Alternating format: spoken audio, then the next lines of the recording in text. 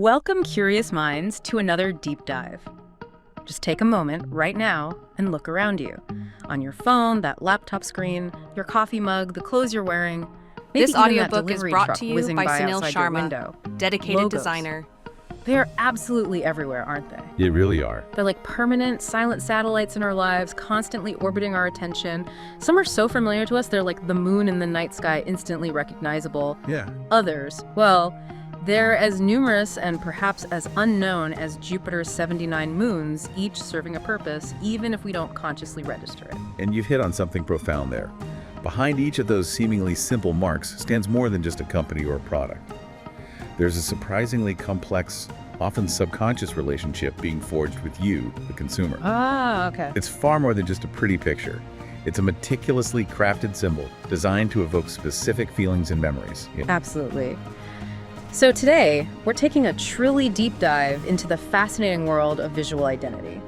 We'll be drawing from an incredibly comprehensive source on the principles of logo design, which lays bare the intricate This world of audiobook these is visual brought to you by shorthand Sunil symbols. Sharma. Right. And our mission dedicated for you designer. today is to extract the most important nuggets of knowledge from this intricate field. We want to give you a shortcut, sort of, to being truly well-informed on what makes a logo effective, why some resonate so deeply, and how they function out there in the world. We'll explore everything from their philosophical roots, the very mindset a designer cultivates, right down to the nitty-gritty of their final polished presentation. Okay. It's about understanding not just the what, but the why and how behind these everyday symbols that subtly shape our perception of brands, products, and, well, even entire industries. Right, let's unpack this right away then. When we talk about becoming a truly proficient logo designer, what does it really take? I mean, is it just about having a knack for drawing or being inherently artistic? Is it purely about innate talent? Yeah, it's definitely not a simple skill you can easily teach or pick up overnight, like learning to ride a bike or something. Right. Our source makes it abundantly clear that becoming audiobook is proficient brought to you requires by Sunil years Sharma, of practice and dedicated experimentation. designer. It demands a unique set of abilities, a particular way of seeing the world that truly develops and deepens over time. Okay. This isn't just about mastering a drawing technique. It's about a deeply ingrained approach to visual problem solving, a kind of relentless pursuit of the ideal form. So it's a journey, a long game, rather than a quick sprint. What drives that journey, though? That persistent pursuit of the perfect, impactful mark? What keeps a designer pushing? Well, at its core, it's an inherent human instinct that's particularly pronounced in designers. A drive toward perfection and simplification. This isn't just a professional ethic, it's a primary creative force. It pushes designers to pay incredibly close attention to details, to notice even the most minor inconsistency, and to understand how every single This line, audiobook is curve, or brought to you negative by space Sunil Sharma, impacts the overall dedicated message. designer. Through prolonged practice of this perfectionism, designers learn to identify established visual boundaries, and then, crucially, how to elegantly push beyond them. Right. The ultimate goal of this obsession, really, is discovering a new, more simple, more perfect, and ultimately a more timeless form of expression. Think of it as a constant refinement, a distillation of a complex idea into its purest, most elegant visual essence. Almost like a sculptor chipping away until only the essential form remains. That sounds almost meditative, even spiritual in its dedication. But how does a designer practically train their eye to achieve that level of simplification? To see the world through this unique lens? What's a practical side of this philosophical drive? Well, a foundational practice, This something almost audiobook like is visual brought to you meditation, by Sunil is Sharma, learning to see dedicated nature and our designer. surroundings as simple geometric forms. Okay. This isn't just an abstract artistic exercise. Yeah. It's a fundamental way of understanding the underlying building blocks of everything we perceive. Yeah. Whether it's the curve of a tree branch, the silhouette of a mountain, or the negative space between buildings. Yeah. A designer trains themselves to break it down into circles, squares, triangles, and lines. By doing this, a designer starts feeling a structure, a grid behind things. Right. Once that underlying structure and grid make intuitive sense, once you can perceive the hidden geometry, then composition itself begins to make sense. This And that's the audiobook point, is the brought source to you explains, by Sunil where the design Sharma, process truly dedicated becomes designer. free, almost effortless, and surprisingly full of original surprises. Oh. It's about uncovering the hidden order in what initially appears to be chaos, and then leveraging that order to create something new. So it's about both deep analytical observation and then embracing a kind of intuitive flow. Where does inspiration fit into this? Does it just strike like lightning, or is there a way to actively cultivate it to invite those moments of insight? Our source has a wonderful phrase for it. You have to become what it calls proud daydreamers. Proud daydreamers, I like that. Yeah. This means constantly, almost instinctively, being on the lookout for beautiful shapes, interesting negative spaces, and compelling compositions in your everyday life. While initial ideas that pop into your imagination might just be residue of daily visual inputs, things that are too familiar and banal, or perhaps too similar to existing designs, the deeper you look, the more actively you search. Or, as the source beautifully puts it, by looking into far, far galaxies, the more likely it is that you might discover undiscovered shapes that need to be captured. Wow. Designers, in this sense, are truly like astronomers of imagination, always on a constant lookout for those simple, beautiful shapes waiting to be recognized, This audiobook is translated, brought to and you made by visible Sunil in a Sharma, meaningful way. dedicated It's about designer. maintaining a constant state of visual readiness. That's such a vivid and wonderful analogy, astronomers of imagination. But how do these astronomers actually capture those fleeting celestial ideas before they disappear into the ether of forgotten thoughts? Inspiration can be notoriously slippery, right? Indeed. It's why a sketchbook and a pencil are described as a designer's essential toolkit. They're your natural satellites, always with you and always within easy reach. The physical act of sketching is foundational. It offers a freedom and immediacy that allows new shapes and ideas to develop organically, without the constraints or time investment of digital tools in the initial phase. Makes sense. Inspiration truly can strike in the most unexpected moments, whether Yeah. you're stuck on the subway, going through a workout at the gym, or just enjoying a coffee in a cafe. A designer must always be ready to take note, because inspiration tends to slip away easily if not immediately captured. Yeah. Taking photos is also a handy, modern tactic for capturing exciting shapes, interesting architectural details, or even compelling negative space you spot in outdoor advertisements. It's about cultivating an active, observant eye that's always receptive. So the designer's journey involves this deep observation, the relentless pursuit of perfection, and a constant readiness to capture fleeting ideas. What's the final crucial quality for a designer to possess to bring these concepts to fruition? It's resilience, I think, coupled with an unwavering ability to stay on task, to persist through refinement.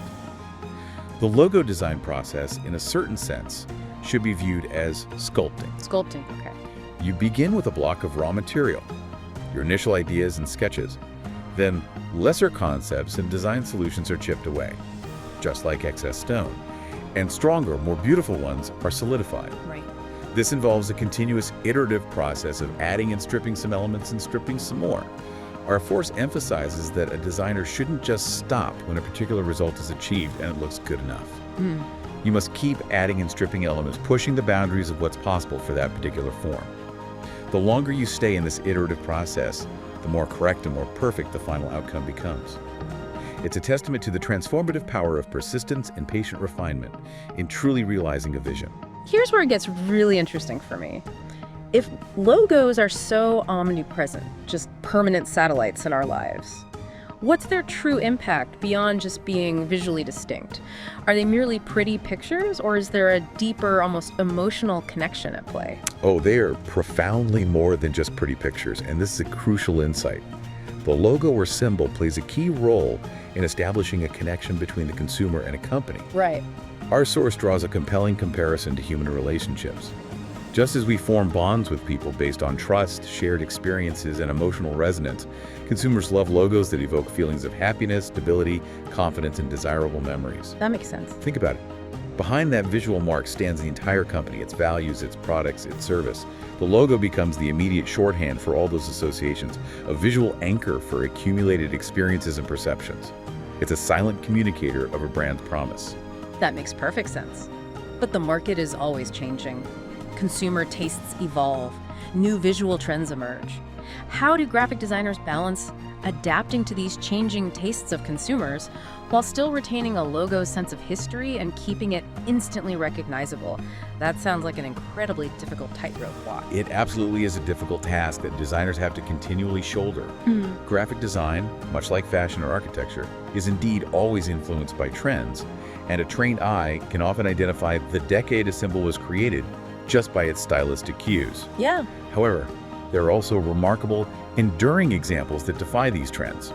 Our source specifically points to the Chase Bank logo, introduced all the way back in 1961. Wow, 61. Yeah, even as communication shifted dramatically to the digital world, that particular symbol has not been changed a bit. Its fundamental structure was so thoughtfully designed that it transitioned seamlessly to digital media without losing its crispness or visual integrity. Yeah. That right there is a masterclass in timelessness and foresight in design. So the ultimate goal isn't just a static image, but something that creates a powerful ripple effect across all touch points. Can you elaborate on this chain reaction of recognition that a designer truly aims for? Yeah, the designer's ultimate goal for any successful logo is to create a simple and durable chain reaction of recognition and association. Imagine a logo starting small, perhaps first encountered on a humble business card. Okay. From there, it emerges in a phone app, appears in the street on subway or a friend's bag, on a book cover, or a product store bag. The crucial test is that in each and every one of these instances, regardless of scale, medium, or context, the logo must remain easily recognizable, and just as importantly, impressive and enduring. It's about creating a symbol that holds up across every single touch point, consistently reinforcing the brand identity. What's truly fascinating, and speaks to the enduring power of fundamental visual language, is the surprising historical fact that even basic shapes from cave paintings are still prevalent in modern logo design. That's incredible to consider. Those basic forms just stick with us. Yeah. So what does this all mean for the designer then? Is there a secret formula for beautiful design, something akin to a mathematical equation that guarantees visual success? It almost sounds like it, given what we've discussed. It's a fascinating question, and our source indeed suggests that, just like in math, there's a proper formula behind proper design. Now, while it might sound overly rigid, it actually refers to widely established principles and ratios that can guide the design process and often lead to aesthetically pleasing outcomes. Okay. It's less about strict adherence and more about understanding underlying harmony, And is this formula the famous Fibonacci sequence, often linked with the golden ratio? I've heard those terms thrown around a lot in art and design, associated with beauty and natural patterns. Precisely. The golden ratio, which is approximately 1.6180339, is derived directly from the Fibonacci sequence.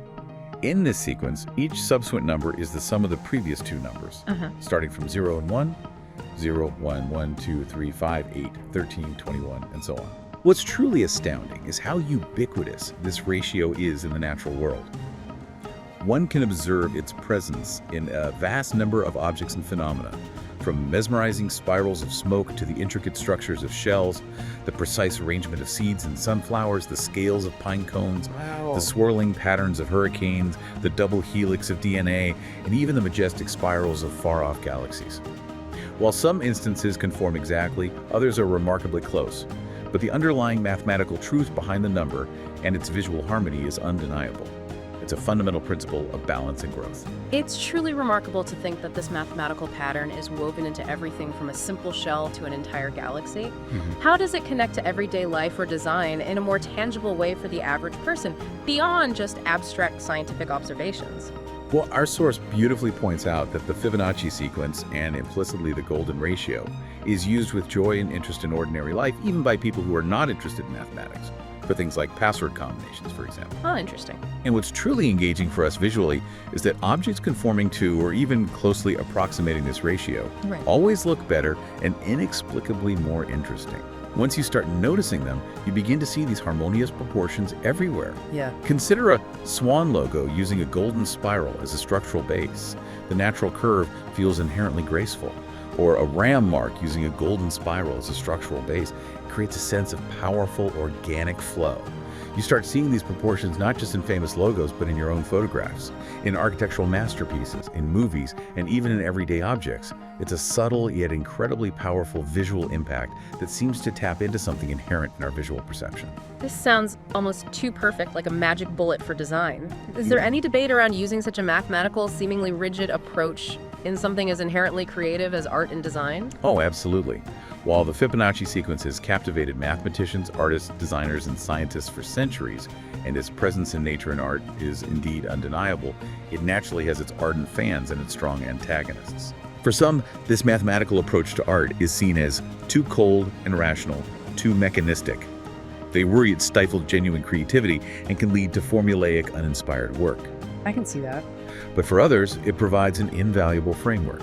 They argue it supports an easier understanding of good design and serves as a valuable standard of organization, helping to bring order to the chaos of creative exploration in a way that feels rational, humanistic, and aesthetically beautiful. It's a tool, you see, not a straitjacket. So is it a strict rule to be followed or more of a guideline, a helpful framework? Where's the balance? Here's the crucial caveat, and our source makes it very clear. Math should not overshadow the original form or overpower a concept. Okay. This means that while these mathematical principles can be powerful aids, they shouldn't dictate the outcome if it feels artistically or conceptually wrong. If a form feels right, if your intuition as designer tells you it works, then the numbers should not get in the way. Right. It's a tool to aid and refine, not to rigidly dictate. Ultimately, intuition and aesthetic judgment remain paramount. This phrase, less is more, is seemingly everywhere today, from architecture to minimalist lifestyle choices. But where did it originally come from? And how has its meaning evolved, especially within the world of design? Well, the phrase itself was first mentioned in Robert Browning's 1855 poem, Andrea del Sarto. In that context, it simply meant everything simple is better and more beautiful than the complex and tangled. Okay. It was an advocacy for clarity, for elegance, through restraint, over clutter and unnecessary ornamentation. That makes perfect sense. But you said it's everywhere now. How has that concept, that way of thinking, affected our daily lives and the objects we interact with, beyond just poetry? Oh, it has deeply penetrated our culture, slowly extinguishes certain habits from our daily life, and reshaping our expectations for products. Think about the remarkable evolution of technology.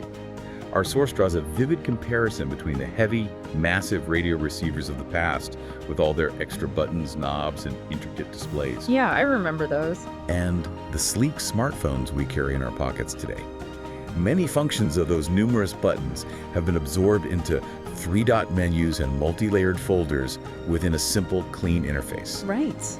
This profound shift, heavily influenced by design pioneers like Dieter Rams-Abraun and, of course, Apple's Steve Jobs, shows how seemingly declining or obsolete items have, through radical simplification, reached more fruitful and productive forms with progress. It's about distilling function to its essence. You hinted earlier that there might be something even deeper at play here with this simplification, like the gray wolf from the Little Red Riding Hood. A subtle depth we might not realize at first glance. What's beneath the surface of this less is more philosophy? Indeed. While famously popularized by Western modernists like Mies van der Rohe, the core philosophy of less is more, or minimalism as a mindset, actually has deep ancient roots in Far Eastern cultures. Oh, interesting. The appreciation of natural beauty, simplicity, and emptiness developed much earlier there, profoundly influenced by Chan Buddhism and Zen Buddhism.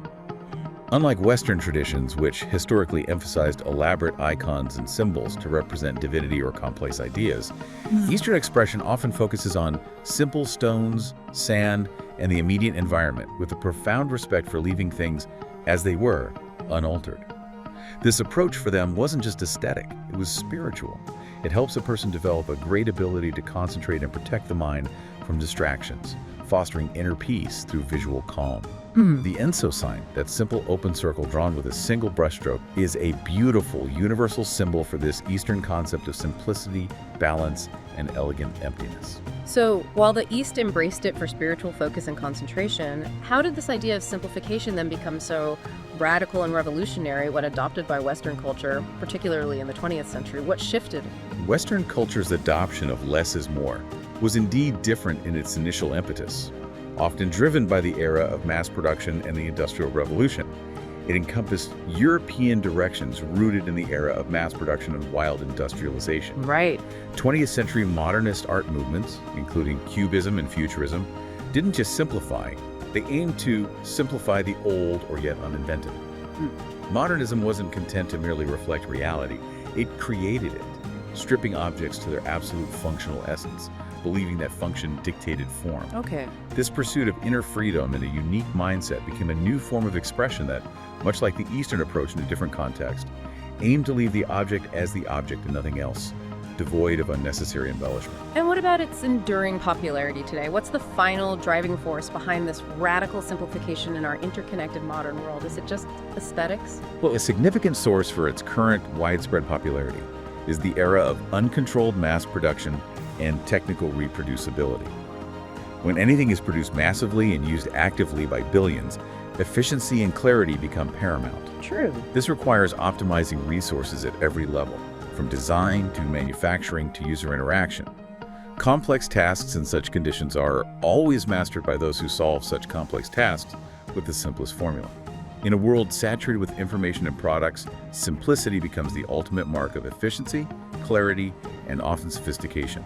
It allows a brand to cut through the noise. So what does this philosophical drive for simplification, this less is more ethos, actually look like when applied directly to graphic and logo design? How did modernism give us a new, powerful visual language that still resonates today? Well, the modernist era truly began in Europe after World War I, and it was profoundly influenced by the artistic revolutions of Cubism and Futurism, which broke down traditional forms. In graphic design, this translated into primary tools of expression that were starkly different: bold typography, primary colors, simple geometric forms, and abstract compositions. In logo design specifically, the overarching goal was to simplify the form to its most functional appearance, prioritizing rational solutions, and a universal appeal that transcended cultural nuances, rather than anything too expressive, ornate, or culturally specific. The idea was to create symbols that were universally legible and efficient. That makes a lot of sense, moving away from ornamentation towards pure function.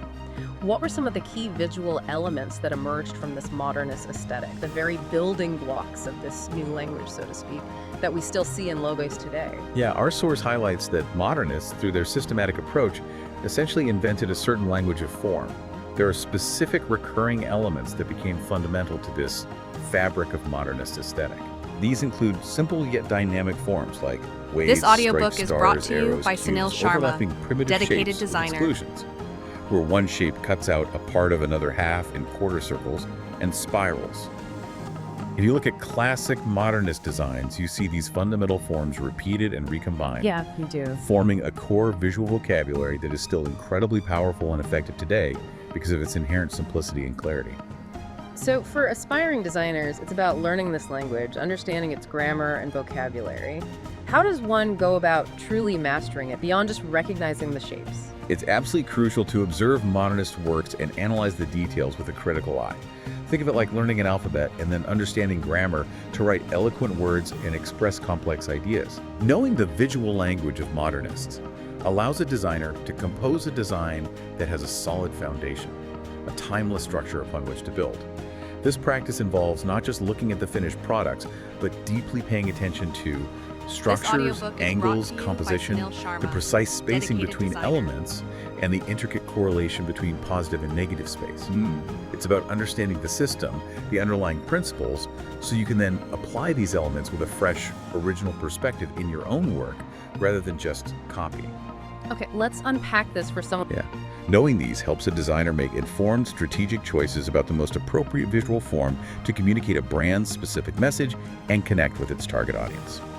Let's start with what often feels like the most direct and globally recognizable pictorial marks. What defines those? Pictorial marks are logos that use a meaningful icon as a primary identifier of the brand.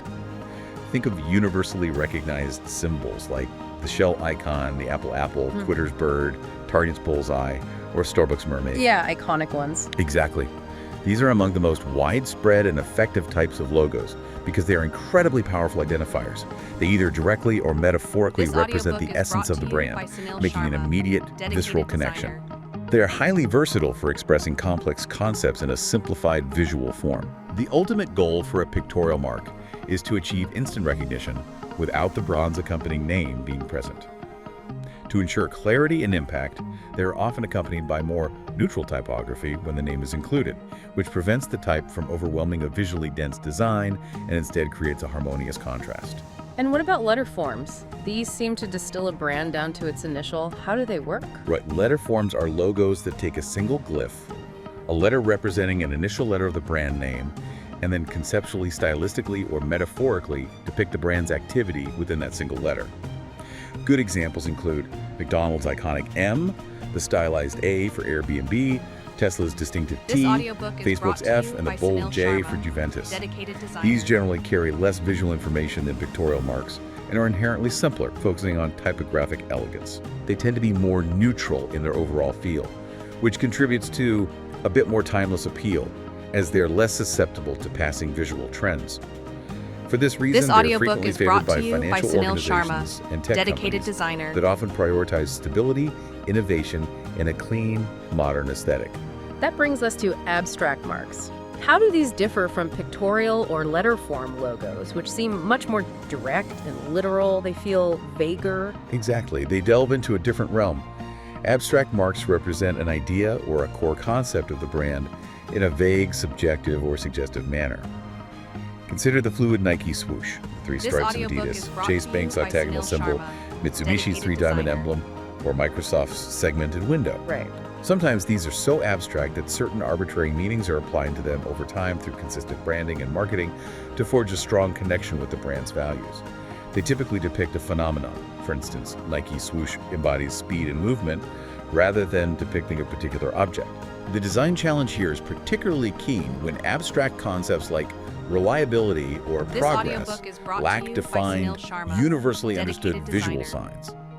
In such cases, designers need to imbue the mark with an arbitrary meaning through clever design and consistent association. This audiobook Our is source brought to points you out the by Chase Sunil logo Sharma, as a prime example. dedicated designer. Its 4 parts of the octagon represent forward motion, while the white square in the middle originates from the center and suggests progress, meanings carefully assigned to an otherwise abstract form. Next up, word marks, also widely known as logotypes. These are just the company name, right? How do you make something as straightforward as a company's name distinctive and memorable without any accompanying symbol? That seems tough. It can be, yeah. Yeah. You're right, word marks depict the brand's identity solely using type, the company's name rendered in a unique way.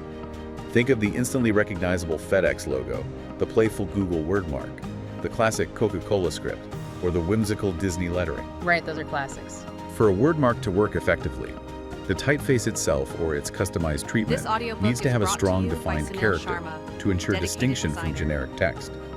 If a neutral sans serif font is chosen, then some visual trickery, interesting ligatures where letters are joined, or the clever incorporation of a certain sign is necessary for memorability. Like the FedEx arrow. Exactly.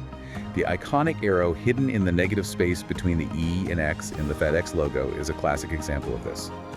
Our source notes that extreme minimalism in word marks can create a very This neutral, audiobook is brought almost to you by seamless Sunil design Sharma, aesthetic. dedicated designer. This can be particularly effective for B2B brands that want to convey conceptual sophistication and a serious, understated presence, allowing their work to speak louder than an overt symbol. And what about monograms? Are they just another type of letter-based logo, or do they serve a different purpose? They feel kind of formal sometimes. They can, yeah. Monograms are This distinct. audiobook is They are brought to you creative by Sunil combinations Sharma, of 2 dedicated or more designer. initials of the brand, often intertwined or artfully arranged. Iconic examples include Hewlett-Packard's HP, Louis Vuitton's interwoven LV, Warner Bros., WB Shield, and Volkswagen's VW mark. Okay. Historically, monograms have a rich lineage, appearing on ancient coins to denote city names and later serving as powerful insignias for monarchs and aristocratic families. Right. Today, they are frequently favored by industries where the designer's name itself is the brand name, such as high fashion houses, or for entities with long official titles that need a concise visual shorthand. Design-wise, some simple letters like I or L can be challenging to combine effectively without looking plain. However, the more complex structure of a lower or uppercase S, W, or A can create interesting and unique audiobook is results brought to when you cleverly by Sunil paired with other Sharma, letters, offering a dedicated rich designer. canvas for creativity. Negative space marks always feel incredibly clever and almost magical to me, as if they reveal a hidden message. How do designers achieve that effect? It seems really difficult. You're absolutely right. They do often feel magical, and they are difficult. Yeah. Negative space marks utilize surrounding space as a part of a concept. This means that if you have a dark silhouette, the bright space around it is actively part of the design, and vice versa for a bright silhouette against a dark background. Okay. They are considered one of the most attractive and exciting logo designs because they powerfully embody the principles of Gestalt theory, that This an audiobook organized is brought to whole you by is Sunil more than the Sharma, sum of its parts. dedicated Yay. designer. A truly good negative space mark involves 2 or more strongly recognizable silhouettes harmoniously merged, one positive form and one formed by the negative space around it. A classic example is the simple silhouette of an apple, which with a strategically placed bite or a distinct leaf can create a recognizable, often iconic overall form. Right. However, our source notes that these logos are rare compared to other types, and they are arguably the hardest to create. They demand an extraordinary level of ingenuity to cleverly combine two simple elements with distinct, easily recognizable silhouettes. And those two elements need to be conceptually related to each other for the hidden meaning to resonate. When a company grows or branches out into many different divisions or products, they often need a whole family of logos that are distinct but still connected. Is that what a logo system is all about, keeping everything tied together? Precisely. A logo system is required when a parent brand develops subsidiary brands, departments, or even distinct product lines, and needs to give each sub-brand a distinct identity while maintaining a clear relationship to the parent. Okay. Usually the parent symbol acts as the primary identifier, with subsidiary brands distinguished by variation in color scheme or naming conventions This or audiobook subtle is brought to you modifications. by Sunil Sharma, Our source highlights this as dedicated one of the most designer. complex design tasks in branding, demanding sound problem-solving skills and a strong sense of visual balance across an entire family of marks. I can imagine. Sometimes, a specific visual language unique to the sub-brands is needed for stronger distinction while still maintaining that core family resemblance.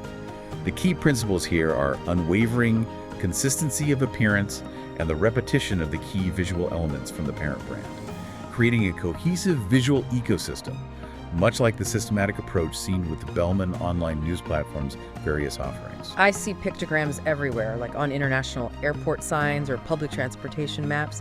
What makes them a distinct and vital type of logo or symbol in our visual world? Their universality.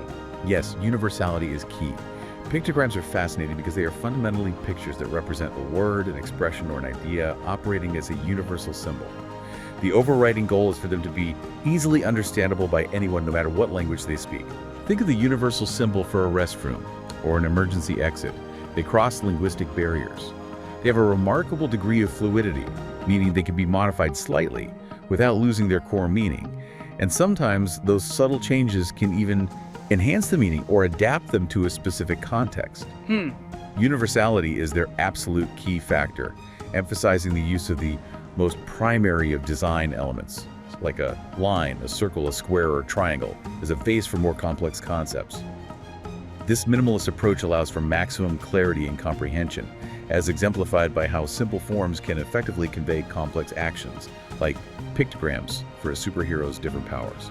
And finally, patterns as identity elements. This sounds like it goes beyond just a single static logo and weaves the brand into something more encompassing, like a texture. It does, and it's an increasingly powerful aspect of modern branding.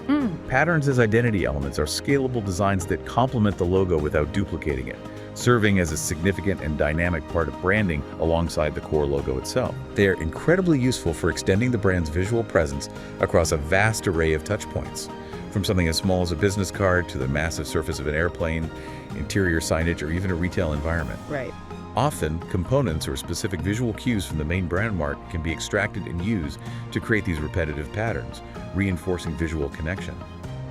If the logo itself doesn't lend itself to a pattern, then a new visual language is carefully developed either in contrast or on par with the brand, ensuring visual harmony.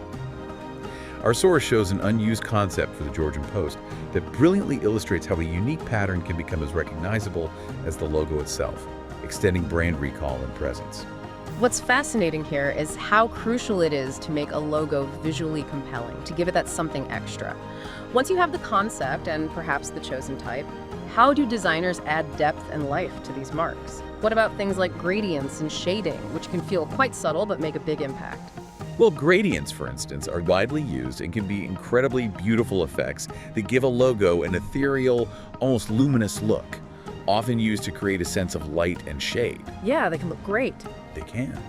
However, our source immediately offers a crucial caution. While tempting, they can quickly become ubiquitous and considered cliché if not used thoughtfully, losing their impact. There are also significant practical concerns, especially regarding how they reproduce across different mediums. A vibrant RGB gradient that looks stunning on screen might lose vigor and vibrancy on paper when converted to CMYK, particularly when scaled down to smaller sizes. Right, print is tricky. Exactly. Designers are specifically advised to reduce the number of hues within a gradient for print to ensure the effect remains clean and effective. So it's a less is more principle, even with color transitions. How do you simplify a gradient without losing the desired visual effect, without making it look flat? Exactly. The core principle here, again, is that the less visual information the logo depicts, the more clear and memorable it becomes. For logo design, overly complex gradations with thousands of seamlessly merging hues, while visually impressive on a large screen, can actually yield unclear and overwhelming results, especially at smaller sizes. Okay. The elegant solution is to reduce those thousands of hues to just a few, perhaps 2 or 3 distinct tones.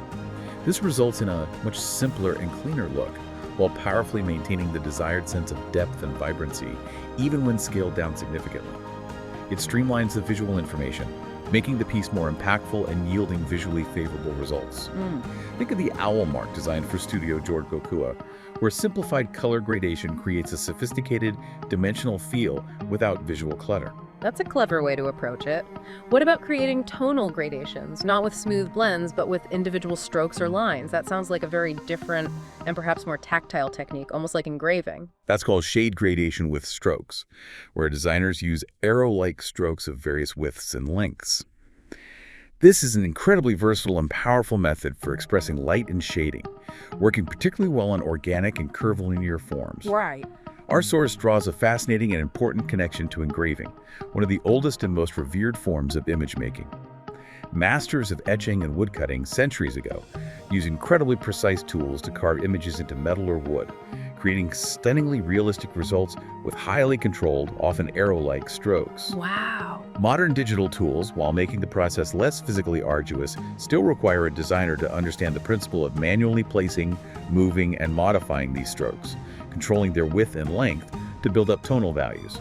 The logo for Flip Casa Real Estate Company, which uses this technique to create a sense of depth and texture with its architectural forms, is a great example. It sounds like an incredible amount of precision goes into something that often looks so effortless and simple. Beyond just gradients and strokes, how do designers determine whether or not to even add light and shading to a logo?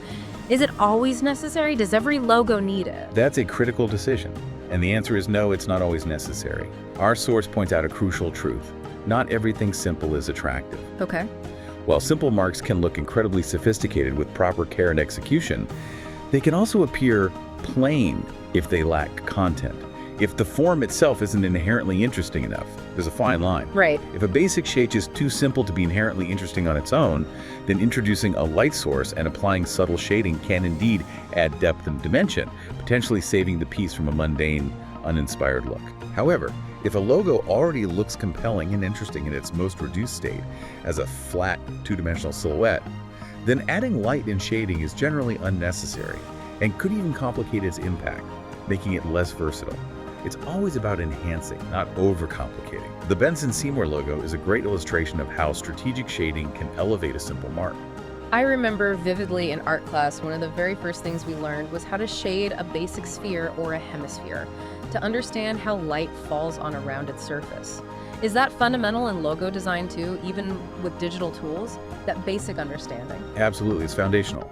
The shading of a hemisphere is often the very first exercise in most art schools, and for good reason. The hemisphere, with its perfectly smooth and curved surface, offers the smoothest and most multifaceted light shading features. It serves as a perfect model to demonstrate the 6 basic structural elements of light and shading that apply to all forms. You have the highlight, the midtone, the reflected light bouncing off a surface, the core shadow, the occlusion shadow, the darkest part where objects touch, and the cast shadow. Right, those 6 elements. Yeah. Understanding this structure is immensely beneficial because it applies universally to various organic forms and geometric shapes in logo design.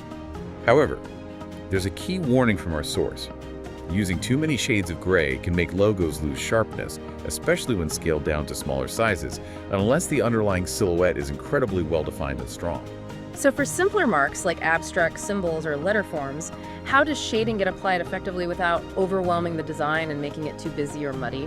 Right, for letterform and abstract marks, where simplicity and clarity are paramount, shading needs to be much more subtle. Often designers will use only one mid-tone to create a sense of depth, rather than a full range of values. Just one mid-tone. Often, yes. This selective approach keeps the outcome crisp and prevents the shading from getting in the way of the core form's legibility or impact. When a mark already has a strong silhouette, a clear, recognizable outline, applying this subtle gray shading to elements that appear to lay or fold over each other adds significant dimension and sophistication without adding unnecessary visual weight. Okay. The R letter form from a Skillshare tutorial serves as an excellent example of this nuanced application, where shading subtly sculpts the letter. And what about the technique of chiaroscuro? That sounds very dramatic and historical, like something from a Renaissance painting. How does it apply to modern logo design, which often strives for simplicity? Chiaroscuro, Italian for light dark, is indeed a classic Renaissance drawing technique. It involves a deliberate reduction of midtones to create stronger contrasts between light and shadow, resulting in a dramatic, impactful image. Okay. In logo design, this translates to using only a few tones of gray or no midtone at all for light and shading, intentionally omitting the subtle transitions you might see in a full photographic image. Right. Because simplicity in logos requires minimal visual information, this technique yields a crisp, high contrast outcome that is more visible and impactful, even at small sizes. The surprising power of chiaroscuro is that even complex figures can be depicted effectively with just a highlight, a core shadow, a single midtone, and a background color. This powerful simplicity is evident in George Bokhua's self-portrait, rendered in this style, or in the stark yet clear Georgian Parliament logo. If we connect this to the bigger picture, how incredibly crucial is it for a logo to be visible and impactful everywhere, regardless of its background? That seems like a fundamental challenge, especially in a world with so many diverse applications, websites, apps, print, signs. It is absolutely incredibly crucial, and it's a challenge every designer faces.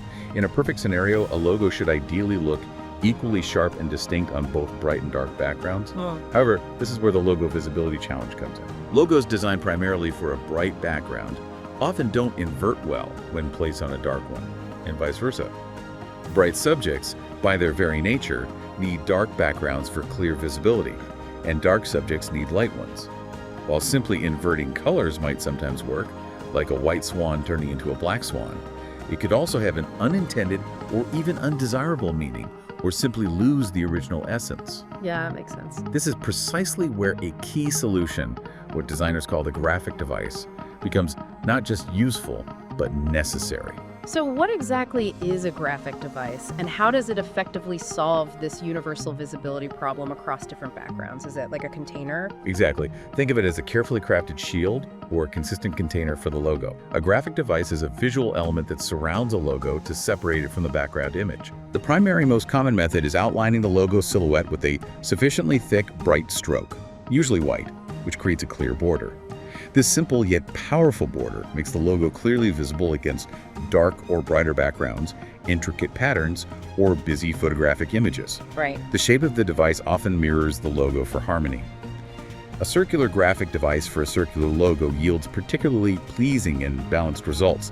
For logos with many edges or complex forms, our source advises using basic geometric shapes, such as squares or a circle, as the graphic device, especially when fitting the logo into rectangular formats. This versatility can be seen with logos like NASA's in space manufacturing, the Bank of Georgia, and VersaBank, all of which use graphic devices to ensure ubiquitous clarity. That makes perfect sense, using a consistent frame. But speaking of white and black, there's a fascinating phenomenon I've heard about, where a white object on a dark background appears larger than a black object of the exact same size on a bright background. Is that true? And if so, why does it happen, and how does a designer compensate for it? It is absolutely true, and it's a well-documented visual illusion known as the same-size look paradox, or the irradiation effect. Irradiation effect. This phenomenon was first keenly observed and documented by none other than Galilei himself, who noted that planets appeared larger to the naked eye compared to when viewed through his telescope. Wow, Galileo. Yeah. Modern neuroscience has since shed more light on this. Dark stimuli tend to create a more accurate representation of an object's actual size in our brains.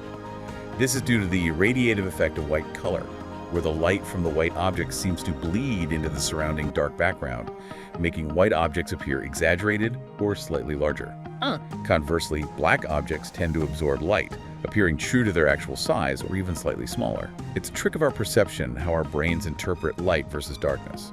So if our eyes naturally play these tricks on us, how does a designer ensure a logo looks the same size on both dark and bright backgrounds, achieving true visual balance? What's the technique?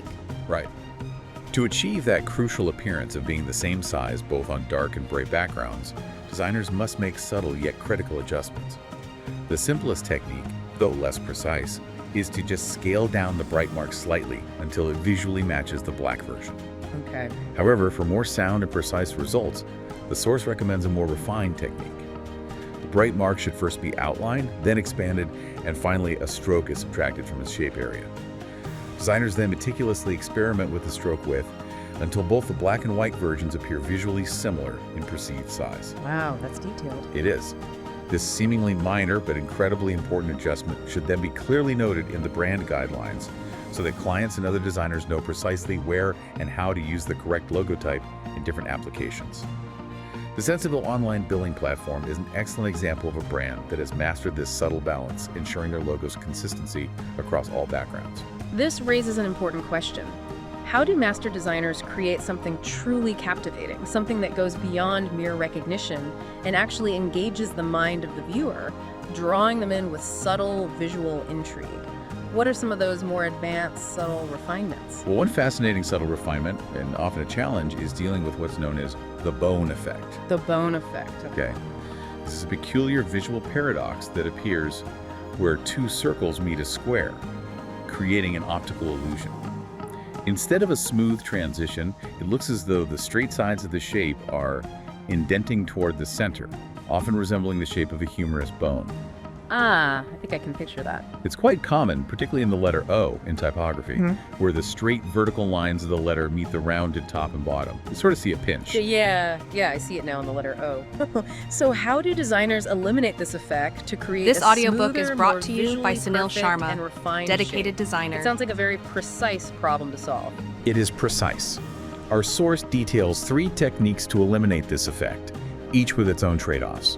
The first involves elongating the top and bottom circles into ellipses, which creates a smoother visual transition, but doesn't entirely eliminate the optical illusion. Okay. The second technique involves carefully tweaking anchor points 1 and 2, those critical control points in vector design, to achieve the desired smoother curve. While effective, the outcome can sometimes appear a bit exaggerated in its curvature.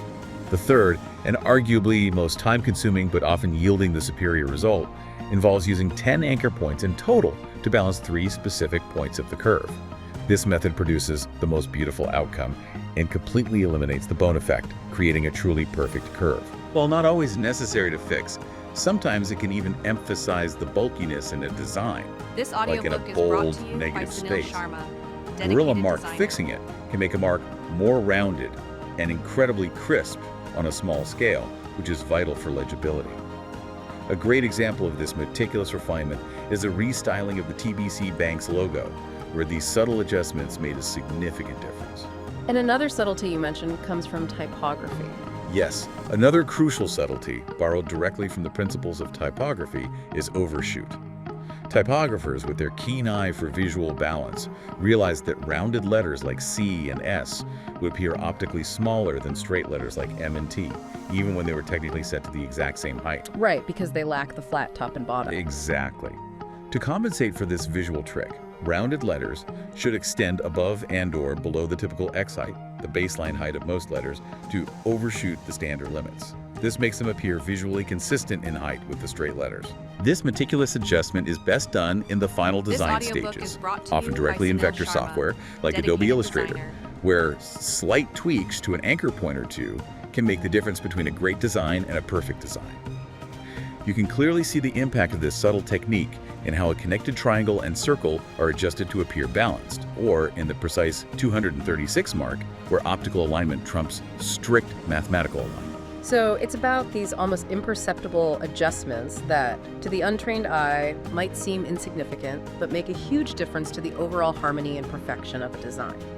What about balancing all the various elements within a logo? How do designers achieve that elusive sense of harmony? It seems so subjective. It can feel subjective, yeah.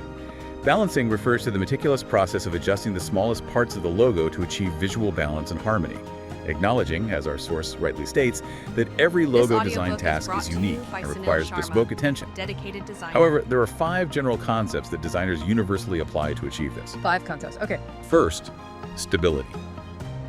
The logo should not feel unnecessarily tilted or precarious. It needs to convey a sense of groundedness, often achieved by giving it a strong sense of gravity, typically with a heavier or wider base that anchors the design. Right. Second, proportion. While not a strict rule, aiming for a square rather than a rectangle for the overall logo footprint often provides greater convenience and allows for better type lockup, making it versatile for various applications. Okay. Third, composition. The individual elements within the logo should be more or less equally spaced to avoid visual dissonance areas that feel too crowded or too empty. It's about creating visual breathing room. Fourth, consistency. The boldness or thickness of elements, such as lines or forms, should be relatively similar throughout the logo. Maintaining a consistent stroke width, for example, creates a unified and professional appearance. And fifth, critically, scalability. This is paramount. The logo must look good and clear when enlarged or scaled down to extreme sizes. Any imbalance or inconsistency will be magnified at different scales. A great example is the K letter form for Kekatimi, where even with the integration of an electric thunderbolt, the design maintains overall balance and consistency. This raises an important question. What about visual paradoxes? Yeah. How do designers create something that really engages the mind and goes beyond mere recognition, creating a moment of subtle discovery for the viewer, something that makes you look twice? Yeah, visual paradoxes are fascinating. It's a concept where the mind actively engages in a problem-solving activity, and discovering a solution brings a sense of joy. Oh, okay. It's a seemingly absurd or contradictory statement or proposition which, when investigated, may prove to be well-founded or true. In visual terms, it's about crafting an image that makes you look twice, inviting your brain to unlock a hidden meaning or unexpected twist. Right. Techniques like experimenting with layers, interlacing shapes, clever shading, juxtaposing different dimensions, and playing with unexpected color combinations can make a logo more memorable and engaging. Consider the subtle visual tricks in the Flip Casa real estate logo or the relative numbers experiments, where what you initially see transforms upon closer inspection. Are there specific types of these paradoxes? Yes. Our source goes on to identify 3 distinct types of visual paradoxes that designers might explore. The first type is impossible figures. These are forms designed in a way that cannot exist in the real world, according to the laws of physics, yet they appear to exist on a 2-dimensional plane. Like Escher stuff. It's exactly like Escher. Classic examples include the Penrose triangle, which seems to have unending upward lines, and M.C. Escher's irrational cube, which defies perspective. In logo design, this involves reversing perspectives, manipulating line connection, and subtly misaligning layers to create that mind-bending effect. The F letter form, inspired by the impossible Blivet fork, or the dynamic Nebo film production logo, brilliantly illustrate how these visually impossible forms can be used to create captivating and memorable symbols. That's fascinating, creating something that's logically impossible but visually compelling. What about the second type? You mentioned 3. The second type is ambiguous forms. These are images where an object looks like one thing at first glance, but then transforms into something entirely different upon further investigation, offering 2 distinct interpretations. Okay. Our source is very direct and provides a crucial caution here. These are not a common occurrence in logo design and have very few successful cases in branding. Oh, why is that? This is largely because This audiobook they can is appear brought to you by unintentionally Sunil and Sharma, are often sexual dedicated in nature, designer. or can create unintended, sometimes embarrassing, associations. Designers can become so intimately familiar with their own work that it becomes almost impossible to see beyond that preconceived representation they had in mind. Right, you lose objectivity. Exactly. Therefore, external review, getting fresh eyes on the design, is absolutely vital to avoid notorious cases that can break the brand due to an unintended double meaning. A classic cautionary example is a negative space logo intended to depict elephants, which, to many viewers, was unfortunately confused with a whale symbol, completely missing the intended brand message. Wow. Okay, so tread carefully there. And the third type of visual paradox. The third type is illusions of motion. These are compositions where a clever arrangement of certain shapes causes still images to appear moving or animated, even though they are static. Historically, this technique connects strongly to the Futurism art movement, which celebrated speed and dynamism, audiobook is exemplified brought by to you by Sunil Giacomo Sharma, Bella's famous painting dedicated Dynamism of designer. a Dog on a Leash, which uses multiple overlapping limbs to suggest movement. Right. In logo design, this can be achieved through simple devices like the swoosh in the iconic Nike logo, which conveys speed and fluidity, or through a more complex arrow-like dynamic that starts from a thin point enlarging at the end, as seen in the dynamic former Formula One logo. Okay. For Western audiences, our source advises that motion is generally best depicted with the thinner part starting from the left, increasing in volume to the right, aligning with our natural reading direction. This creates an intuitive sense of forward momentum, evident in the compelling proposal for PepsiCo data analytics, which visually suggest progress. This raises an important question. How do fundamental, almost primal choices about a logo's form, whether it's sharp or round, solid or line-based, impact the subconscious message it sends to a viewer? It's more than just aesthetics, isn't it? There's psychology there. Oh, This absolutely. audiobook is brought These to you choices by are Sunil incredibly Sharma, impactful dedicated because they tap designer. into deep-seated subconscious associations and human psychology. Let's start with symmetry versus asymmetry. Our source gives a crucial warning. Perfect symmetry does not exist in nature, and rigidly aiming for it oftentimes yields boring design outcomes. Yeah, pure symmetry can feel static, even lifeless. Instead, a certain degree of asymmetry is what truly keeps the viewer interested and engaged, bringing a vibrant energy to the work. Okay. This asymmetry can be subtle, perhaps a slight change in color on one side, the addition or subtraction of minor details, or mirroring and offsetting parts of the design. The goal is to develop a visual that keeps eyeballs traveling, creating excitement and fresh stimulus, as the viewer subtly discovers more within the mark, much like the dynamic interplay This seen in audiobook is experimental brought to black you and by white Sunil swans. Sharma, So a little dedicated imperfection designer. or perhaps thoughtful imbalance actually makes it more engaging. What about the fundamental choice between a solid logo and a line-based logo? What's the impact there? Solid versus line is another critical design decision that profoundly impacts perception. Solid logos, composed of filled shapes, naturally have a stable, strong appearance. They offer a clear, bold silhouette that is highly visible from afar and reproduces exceptionally well across various mediums, from print to digital. They convey a sense of solidity and reliability. Right. Line logos, on the other hand, are inherently light and elegant.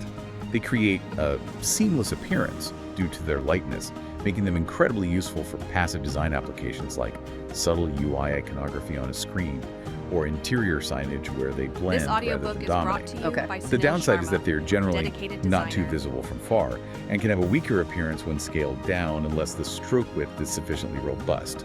The designer must consciously choose the appropriate approach for each project, and if both options work, it's wise to define one as the primary and the other as a secondary supporting version. You can see this distinction clearly in the solid and line versions of various cat marks, the intricate griffin symbol, or the powerful yet simple powerlifter icon. And finally, the very feeling a logo conveys through its edges, sharp versus round. That sounds like it goes straight to our primal instincts, doesn't it? It absolutely does, tapping into deep, almost This instinctual audiobook human is brought to responses. you by Sunil Sharma, Sharp versus round is all dedicated about those designer. subconscious associations. Sharp shapes, those with pointed corners or angular edges, tend to appear more threatening and authoritarian. Right, like teeth or claws. Exactly. They subconsciously trigger a sense of caution in us because we inherently associate sharp objects with the ability to cut and penetrate. Rounded shapes, by stark contrast, seem to invite us to touch them. They pose no perceived threat and are universally perceived as more inviting to hold, softer, and more approachable. Designers are well advised to avoid incorporating too many sharp elements into a logo, unless that specific, aggressive, or authoritative feeling is precisely what the brand needs to convey. Generally, rounded shapes are preferable simply because they appear more friendly, approachable, and comforting. This is beautifully exemplified by the Jumping Fox logo, which conveys a friendly, dynamic, and inviting feel entirely through its rounded, fluid edges, rather than any sharp points. Earlier we touched on patterns as identity elements, but how does a designer really craft a good pattern, especially given its need for scalability and repeated use across so many different applications? What's the hidden grid behind it, and what are the practical considerations? Right. At the heart of any effective scalable pattern is its underlying grid. This Our source audiobook is highlights brought that to you by square Sunil grids Sharma, provide the most versatility dedicated because of their designer. inherent modularity, but they are also the most frequently used and can sometimes feel generic. Therefore, experimenting with different geometric shapes like triangles or diamonds, which are essentially rotated squares, can create much more distinctive and visually engaging effects, like the unique hexagonal pattern used for the City of Rotterdam's branding. Okay. While tessellation, which is simply the repetition of similarly shaped forms to fill a plane, is a straightforward method, it quickly becomes boring to the eye.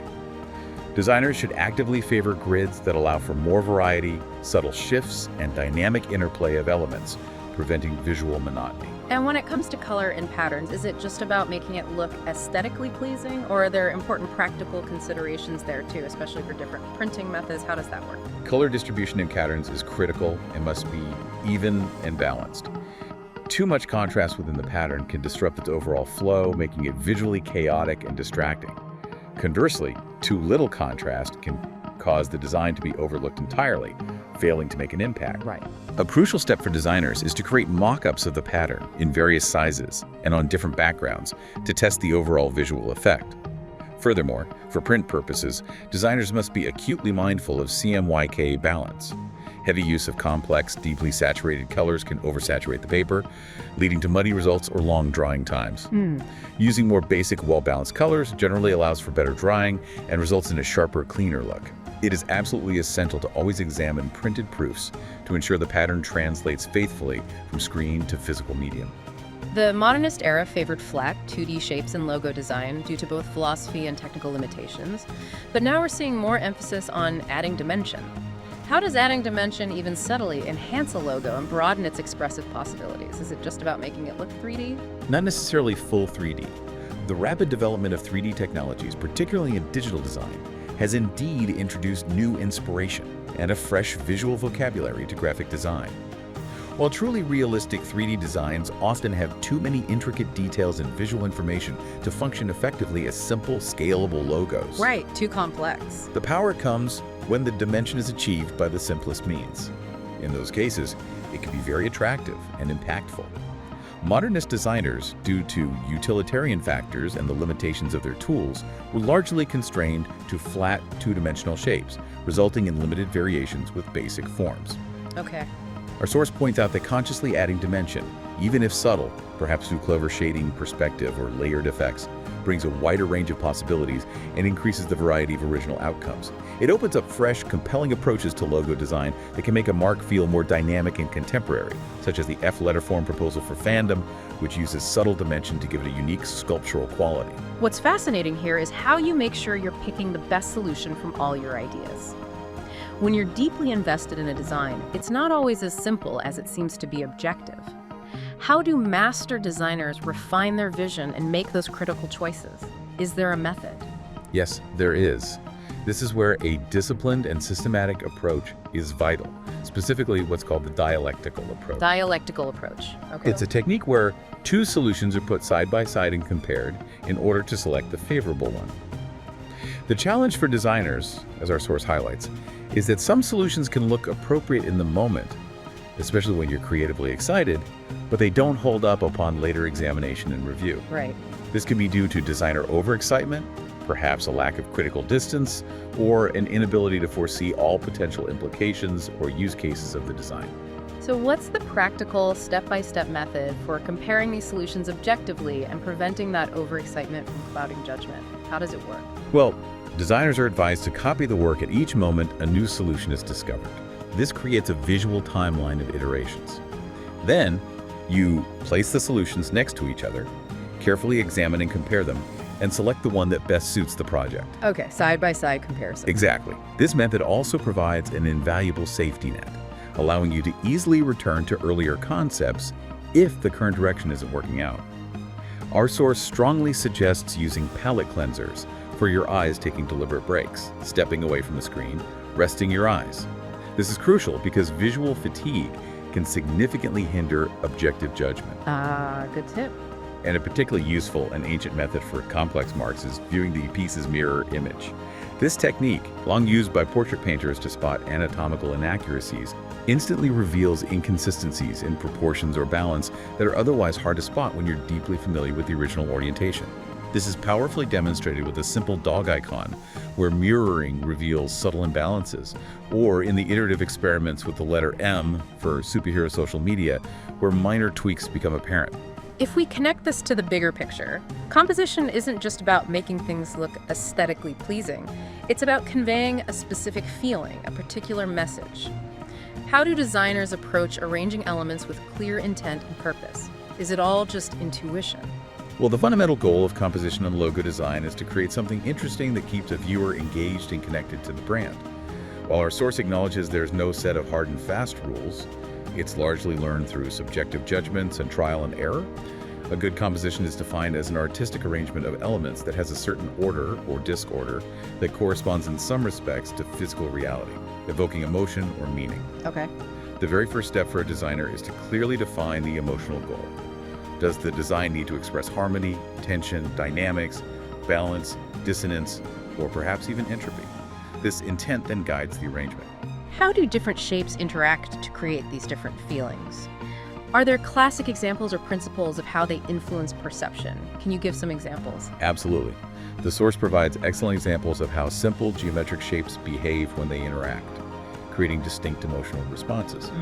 If you place the same size circle directly on top of a square, the composition creates a strong sense of harmony and balance. Okay. However, if you reverse that, placing a square directly on top of a circle, there's an immediate, almost subconscious sense of tension. It feels less stable. Right. If you position a circle next to the very top of a triangle, it suggests motion, as if the circle is about to roll off. But if you place a circle directly on top of a triangle, it achieves a compelling certain sense of balance and tension simultaneously, as the stability of the triangle grounds the dynamic circle. Interesting dynamics. Yeah.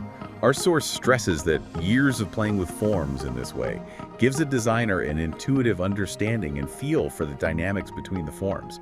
This becomes an inherent, natural part of their creative arsenal, much like the compositional mastery seen in a poster for an Andrew Howard workshop. Here's where it gets really interesting.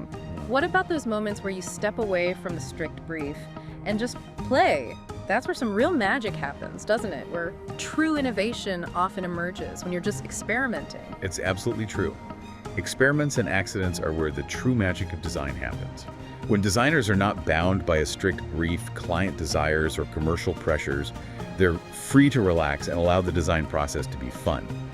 This freedom is absolutely essential for a designer's continuous growth and development. Our source strongly encourages creating works that are the polar opposite of your usual comfort zone. If you typically work in crisp black and white, try experimenting with bold, perhaps even toxic colors. If you specialize in solid marks, challenge yourself to create intricate line-based designs. If your usual practice is clean and precise, try something messy and expressive. So it's about pushing boundaries and embracing the unexpected. What kinds of mediums or activities can designers use for this kind of free experimentation? Is it just limited to digital tools, or? Oh, not at all. Experimentation is explicitly not limited to one medium.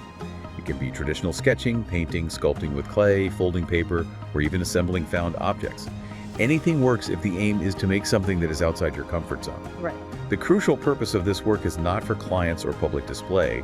It's for the sole reason of freeing yourself from yourself for a brief period of time in order to find new design solutions, and perhaps run into lucky accidents.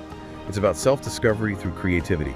That sounds like an invaluable way to recharge creativity and foster personal growth. Avoiding burnout, maybe. It truly is. This kind of uninhibited doodling or sketching can be incredibly therapeutic, helping designers recharge when feeling stressed or creatively burnt out, reminding them of the fundamental joy of creation.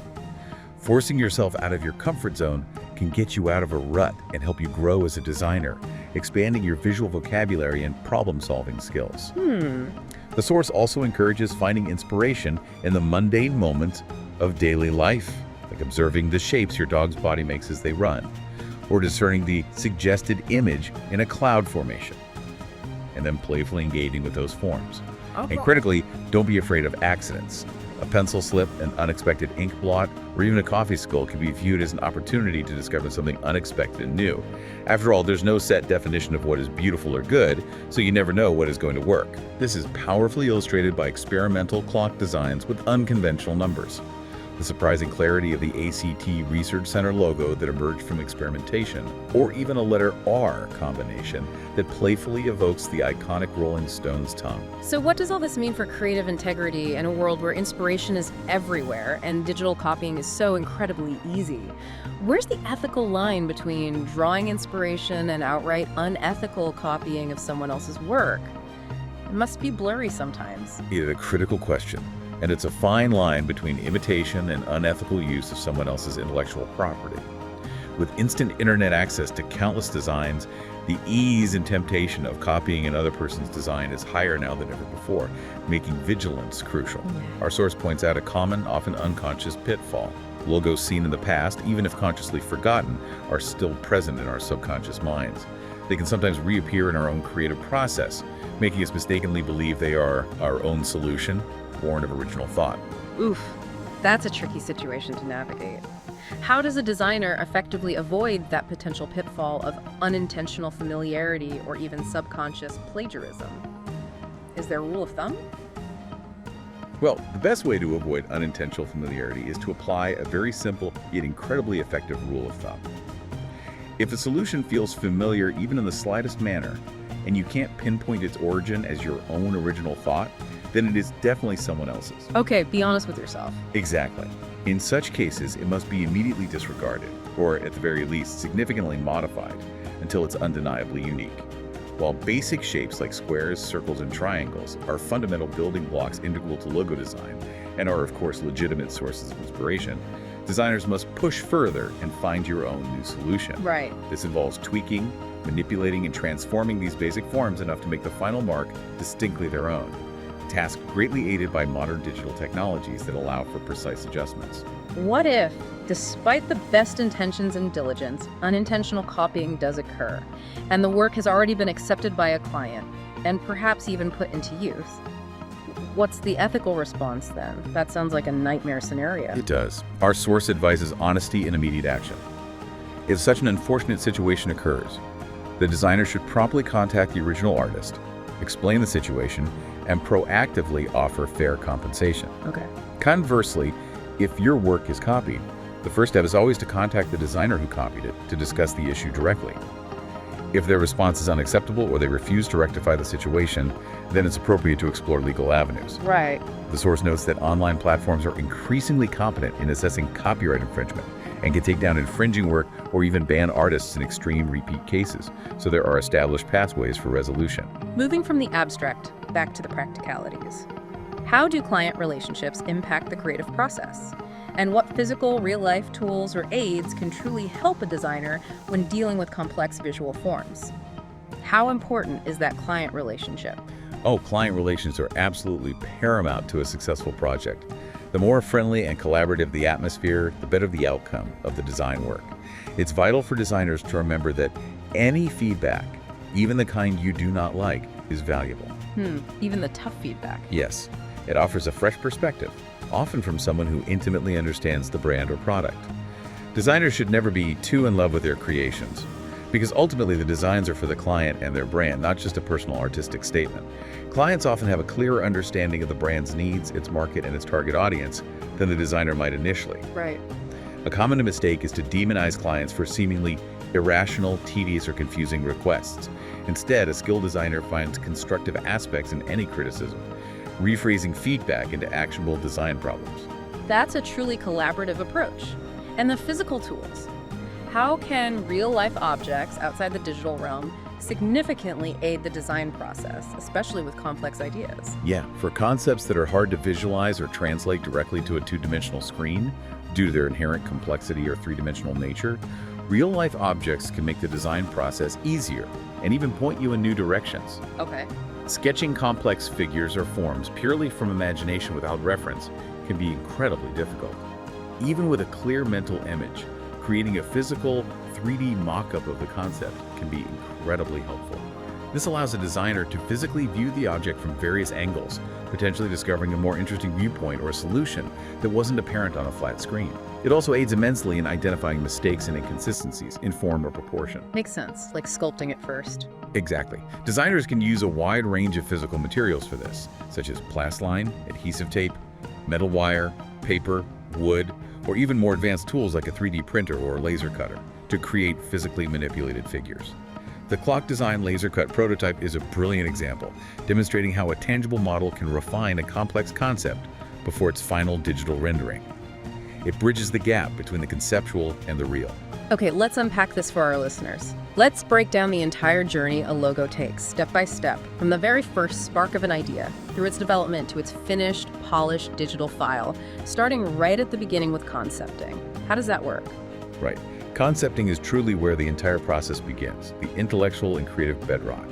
Logos are ultimately brand identifiers that must conceptually, stylistically, or metaphorically reflect the essence of the brand. The strongest, most enduring impressions come from marks that combine clever concepts with sound visual appeal, creating something both intelligent. This audiobook is brought to you To by find that Sunil right Sharma, concept, a dedicated designer. absolutely needs a detailed design brief. This brief is not just a formality, it's a critical roadmap, covering everything from the brand's overarching big idea and its core mission, down to minuscule details about its target audience and unique selling propositions. Right, the brief is key. Absolutely. Adjectives describing the brand, such as connection, speed, unity, care, or stability, are particularly useful here, as they provide abstract visual clues that can be translated into meaningful, recognizable symbols. So the more information, the better. That clarity seems invaluable. But what about when a client offers what sounds like the ultimate creative gift? Complete creative freedom. Your source hints at a significant warning here. That sounds tempting, but maybe it isn't. Indeed, and this is a common pitfall for designers. Our source advises, beware of the brief that gives complete creative freedom. While it might sound like a designer's dream, in reality, it usually signals that the client lacks a clear vision for their own brand and is implicitly expecting the designer to provide it, not just execute it. Ah, putting the pressure back on the designer. Exactly. This can lead to a demanding process with requests for dozens of initial concepts, none of which may ultimately yield a truly correct or satisfactory solution, often working against the designer's efficiency and creative flow. It's always preferable for both parties to establish clear stylistic directions and provide visual references up front. Right. Additionally, detailed information about brand personality and demographics, such as the age, gender, and nationality of the target audience, is incredibly helpful, as it directly influences the overall aesthetic direction. Though it's important to note the nuance here. Brand personality doesn't always align perfectly with the target audience's demographics, depending heavily on the overarching brand strategy. For example, a youth-oriented brand might intentionally adopt a more sophisticated, mature aesthetic to appear aspirational. That makes a lot of sense. Are there other intuitive clues designers can look for to spark ideas and accelerate the concepting process, especially when a brief might still be a bit vague? Any shortcuts? Well, sometimes the brand name itself offers incredibly potent visual clues, which can lead to quicker and more intuitive brand identification. Oh, like playing with the name itself. Yeah. For instance, if a brand is named D4 Studios, the concept could cleverly involve integrating the letter D and the number 4 into a single cohesive mark. Or, for a brand named Limoni, that means lemons in Italian, a stylized lemon symbol can be directly integrated into the logo, creating an immediate and memorable connection. Okay. While some might argue this approach is too straightforward or obvious, our source notes that it can lead to very quick, clear, and powerful brand identification, bypassing abstract interpretations for direct recognition. Once a potential concept or a few strong ideas start to form, what's the next crucial step in preparing them for full development and ensuring alignment with the client? You mentioned mood boards. Yes. The next essential step is mood boarding. This is a profoundly important phase for giving both the designer and this audiobook is the brought to client you by Sunil a tangible Sharma, sense of dedicated stylistic designer. directions and visual possibilities for the project. It builds excitement and ensures everyone is on the same page visually before significant design work begins. Right, getting that visual consensus. Exactly. Mood boards aren't limited to just existing brand identities. They should be expansive, including images of nature, architecture, painting, or any other source of inspiration that resonates with the brand's desired feel. Okay.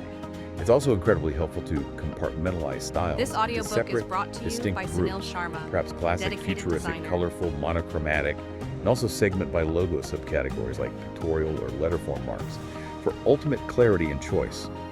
However, our source notes a personal preference from their author to limit extensive client engagement at this particular stage, as their initial preference from a wide array of options may not always lead to the most effective final result.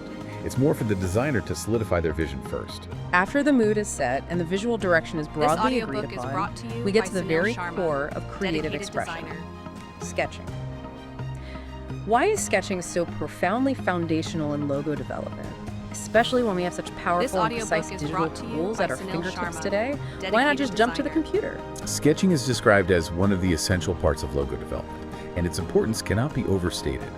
It allows designers to express ideas freely, rapidly, and without inhibition. Okay. Crucially, it lets you get away from technology and engage in an activity that exercises your imagination, hones your hand-eye coordination, and fosters mindfulness. Digital tools, like the precise but sometimes cumbersome pen tool in vector software, are far more time-consuming for initial exploratory ideas. Right. Sketching, by contrast, allows for a quick, fluid, and natural flow of ideas directly from mind to paper, making it ideal for the early, unconstrained stages of concept generation, where volume and spontaneity are key. And sketching isn't just one thing, is it? It has distinct stages, almost like a phased approach to creative discovery. Let's start with what you called the initial stage. What does that look like? The initial stage of sketching is all about uninhibited creativity and raw ideation. A designer must not fear making mistakes or producing imperfect lines. It's not about clarity, precision, or even quality at this point. It's described as a fever-like activity, simply pouring ideas onto the paper. Fever-like, okay. Yeah. The more unrestrained, spontaneous, unconscious, and uninhibited the process is, the better. This is a purely exploratory stage where anything is allowed, leading to a veritable battlefield of semi-formed, unfinished chunks and pieces of concepts sprawling across the paper. The primary purpose here is quantity over quality, to exhaust every possible idea, allowing for unexpected lucky accidents to occur, those serendipitous moments where a new, compelling form emerges. So, from that creative battlefield, where you've generated a large volume of rough ideas, how do you then select and refine a few of the strongest ones? What happens in the refinement stage? How do you bring order to the chaos? Right. In the refinement stage, you shift from quantity to quality. You meticulously select the most appealing concept from the initial chaos, even if it's only about 30% complete in its initial form. The goal here is to methodically develop it to 50 to 60% close to the final look. Okay. This involves redrawing the chosen concept numerous, sometimes dozens of times. With each new sketch, you consciously try something new and improved, focusing intently on the interaction of elements, achieving a balanced flow, and perfecting the overall outline. Each new sketch is then rigorously compared to the previous one to identify what's working, what's not, and what can be eliminated or substituted, constantly honing the form. And then the final crucial step before transitioning the design to the digital realm, the fine-tuning stage. How precise does this get? Are we talking tiny details? Yes. The fine-tuning stage is the most precise and meticulous part of the hand-drawn process. Once the basic structure and refined form are achieved, tracing paper becomes an invaluable tool. The designer continuously refines the form with minor improvements, adjusting curves, sharpening angles, perfecting proportions, until it is absolutely clean and precise. Right. This meticulous attention to detail at the analog stage is what truly prepares the sketch for digital import. This audiobook is brought It should be to you scanned by or Sunil photographed, Sharma, ensuring it's dedicated sharp and designer. high contrast, ready for the next highly technical phase of execution. And that next phase is execution, bringing that meticulously refined sketch to digital life. This sounds like the point where all the previous hard work either pays off brilliantly or, if not handled with care, falls apart. A critical moment. Exactly. Our source emphasizes this with a stark warning. If your execution fails, they all fail. This stage demands immense patience, precision, and an unwavering attention to digital detail. A best practice, which speeds up the workflow and allows for critical comparison, is to copy and paste, then manipulate. Each new iteration of the digital design should be pasted right next to the previous one. This creates a visible timeline of progress, allowing the designer to easily track changes, compare options, and backtrack efficiently if a particular manipulation isn't working as intended. Smart. Anchor points, the digital control points that manipulate the image, are crucial here. They should be used sparingly. Too many anchor points create a jagged, imprecise look. Designers should periodically check and diligently delete any unnecessary points to maintain clean, smooth curves. So it's about meticulous digital craftsmanship. What are the final critical steps in this execution phase before the polished digital file is ready This for client audiobook is review and brought to delivery? you by Sunil Sharma, The checklist. dedicated designer. Right, the final steps are all about precision and quality control. Designers should leverage vector-shaped tools, using perfect ellipse tools to refine curves and perfect squares for crisp corners. A crucial detail is to aim for whole numbers for the degree of each angle. In the design, for instance, nudging a 43-degree angle to a precise 45 degrees, or 33.46 degrees to 35. Ah, that level of detail. Yes. This not only creates visual harmony, but, as the source notes, precision demonstrates that designed elements in the piece are carefully placed and not randomly made, reflecting meticulous craftsmanship. Furthermore, ensuring CMYK balance is critical for consistent print results. Okay. Finally, before sending any files to the client, a comprehensive final checklist is absolutely crucial. Recheck all anchor points, confirm accurate angles, save all working files meticulously, ensure appropriate sizes and file types are prepared based on the contract, and of course, create the invoice. This attention to detail ensures a polished, professional, and correct deliverable. What's fascinating here is how, even after the main design is done and digitally executed, there's a critical layer of precision that adds a kind of invisible architecture to the logo, making it truly perfect. That's what gridding sounds like, a final, meticulous step. Is that right? Gridding is indeed the final part of a logo design process, and it's a mark of true mastery and attention to detail. It's aimed at fixing, refining, and fine-tuning all the imperfections of the piece that might not even be consciously visible to the naked eye. Right. This is achieved by carefully applying geometric grid squares, circles, guiding lines to the vectorized logo, which exposes even the most subtle inconsistencies. These inconsistencies can include elements that are slightly misaligned, basic shapes that are not perfectly circular or square, or angles and spacings that are just a fraction off balance. Crucially, this gridding is typically done after client approval of the core concept, as the adjustments made at this stage are usually minimal but vital for perfection. So it's about correcting those subtle, almost imperceptible flaws that the eye might not even consciously pick up on, but that contribute to an overall sense of imperfection.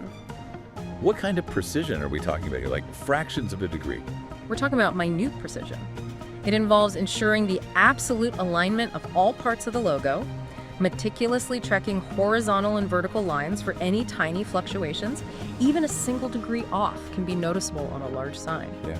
It also means adjusting angles to whole numbers. For example, changing a 43-degree angle to a precise 45 degrees, or nudging 33.46 degrees to a clean 35 degrees.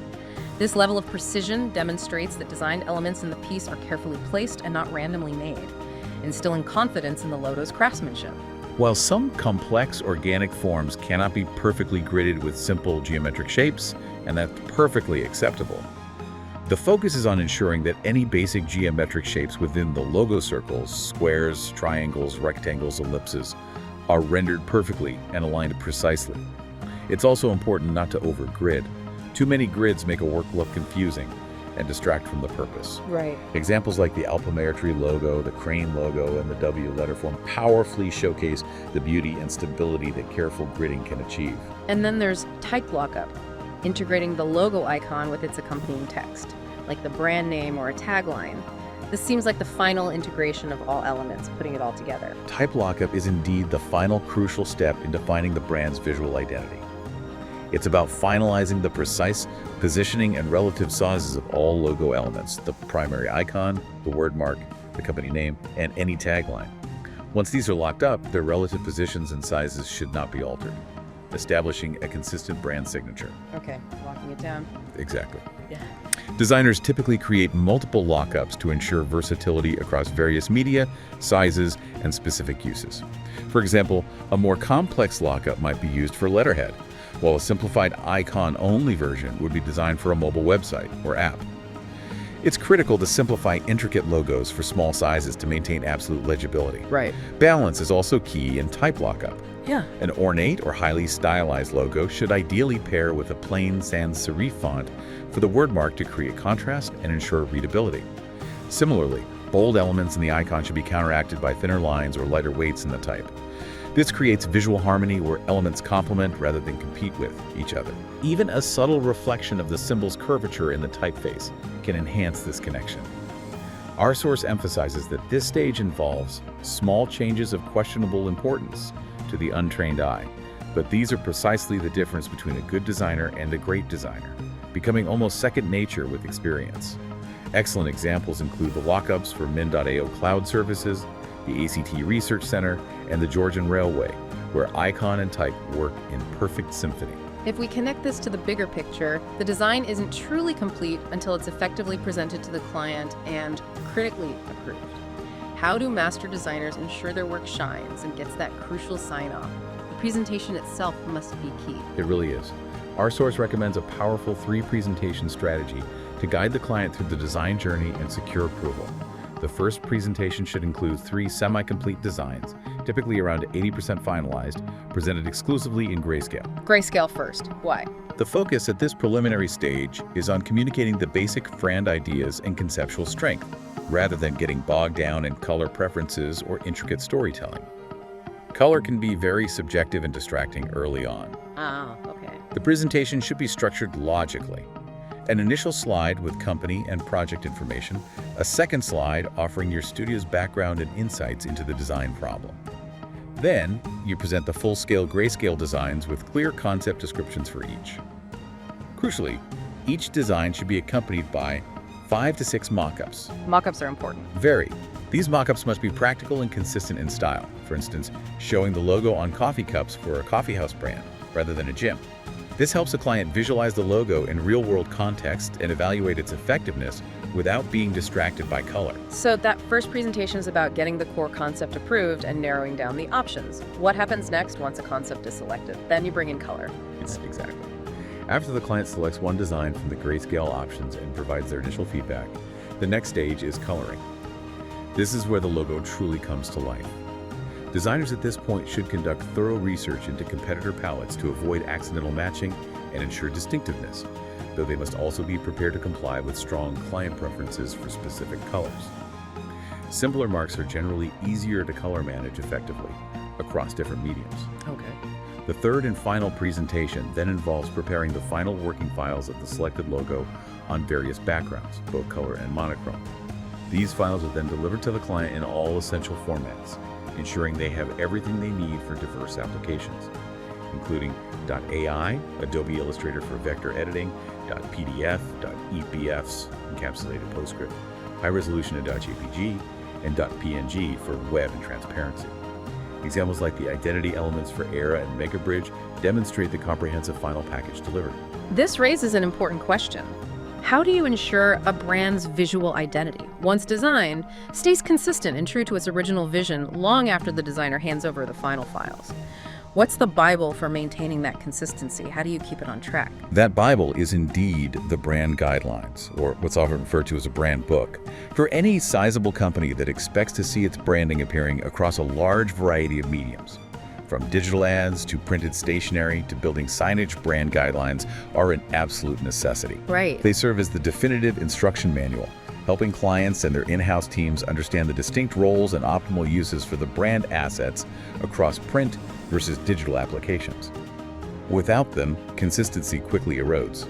What are the key non-negotiable sections that these comprehensive brand guidelines should always include to ensure that consistency? What absolutely has to be in there?